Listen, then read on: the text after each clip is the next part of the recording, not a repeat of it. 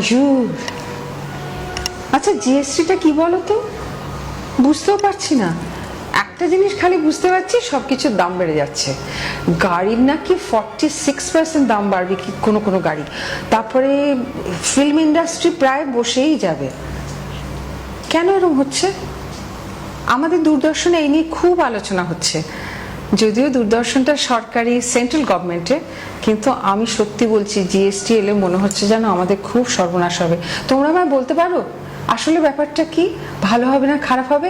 কালকে দেখা হবে, হ্যাঁ, তখন কিন্তু জিজ্ঞেস করবো। আওয়া।